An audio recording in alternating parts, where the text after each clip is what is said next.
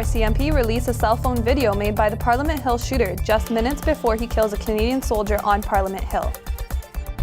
It's day 3 of the Boston Marathon bombing trial. Jurors hear testimony from survivors. A BBC documentary about the death of a victim of gang rape stirs controversy around the world. Hi, and welcome to Humber News. I'm Abida Danji, coming to you from our newsroom here at Humber College North Campus. A shocking cell phone recording by Parliament Hill shooter Michael Zehaf-Bibeau has been released by the RCMP. The force released the video just before noon today. Zehaf-Bibeau shot and killed Corporal Nathan Cirillo last October at the Memorial of the Unknown Soldier. Inshallah will not cease till you guys decide to be a peaceful country and stay to your own and stop going to other countries and stop occupying and killing the righteous of us who are trying to bring back religious law in our countries. Thank you. The video shows Zehaf-Bibeau in his car delivering a manifesto about the reasons for the shooting. He says the attack is because of Canada's foreign policy in the Middle East. The RCMP are still looking into if Zehaf-Bibeau was aided in his rampage. Commissioner Bob Paulson says had Zehaf-Bibeau survived the shooting, there was sufficient evidence to charge him with terrorist activities. It's day 3 of the Boston Marathon bomber trial. Victims of the explosions testified yesterday, including a father who lost his son and a man who lost both legs.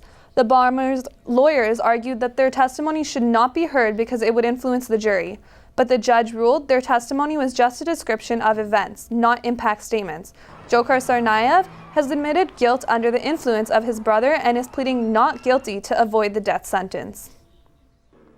A new documentary entitled India's Daughter has sparked controversy around the world. The documentary is about a 2012 gang rape in which a young woman was murdered. The incident happened on a bus in Delhi. The documentary features an interview with one of the 4 men involved in the rape. He has been sentenced to death. He says the victim is to blame for the crime and that she'd still be alive if she hadn't fought back. His comments have caused an international uproar. The documentary has already aired on BBC and is set to air on CBC TV Sunday at 10. An ancient Assyrian city lies in ruins today after being looted and bulldozed by the militant group ISIS. It marks the latest assault on some of the world's greatest archaeological and cultural treasures. Militants pillaged the 3,000-year-old city of Nimrud before destroying much of its contents. Tribal sources say radical militants dismiss Iraq's pre-Islamic heritage as worshipping idols, but many Iraqis are denouncing the acts as a crime against humanity. The assault comes a week after a video was released showing ISIS forces destroying statues and carvings in Mosul, their de facto capital.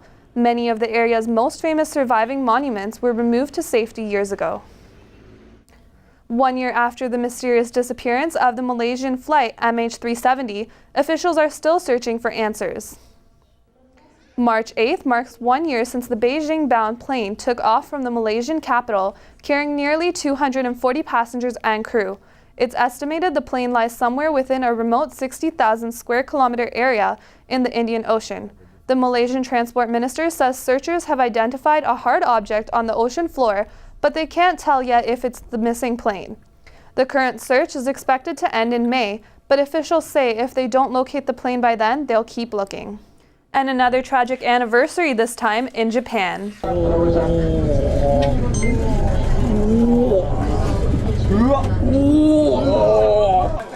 It's the 4th anniversary of the earthquake, tsunami, and nuclear disaster that hit Japan in 2011. The 9.0 quake was the most powerful the country has ever experienced and one of the strongest ever recorded. Just half an hour after it hit, a tsunami struck much of the country's northeastern coast, wiping out homes and engulfing vehicles. It caused 3 nuclear reactors to melt down and forced more than 150,000 people from their homes. 18,000 people are still listed as dead or missing.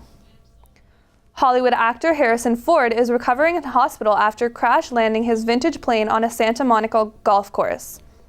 The 72-year-old actor's plane landed on the course shortly after takeoff and clipped a tree on its way down. Authorities say the crash appears to be from mechanical failure. No one on the golf course was hurt, and Ford is said to be in fair to moderate condition. His son, Ben, tweeted that he is at the hospital and okay. With spring on the horizon, we have warmer temperatures and longer days to look forward to. But first, we have to reset our clocks. Our reporter Kendra Hamilton looks a little closer at the repercussions of springing ahead.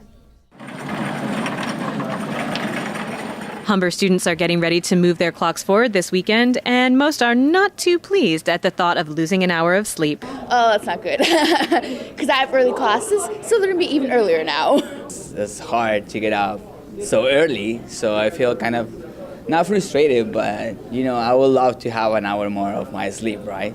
Yeah, really tired. I'm pretty tired naturally, so it doesn't really help that there's less sleep now. Yeah, awesome. And do you think it's worth it for the extra daylight that we get? No. No? You'd rather sleep in? Mm-hmm. Yeah. For sure, yeah. Daylight savings time, however, could cost you more than just an hour of shut-eye. Road safety is also compromised by the spring forward.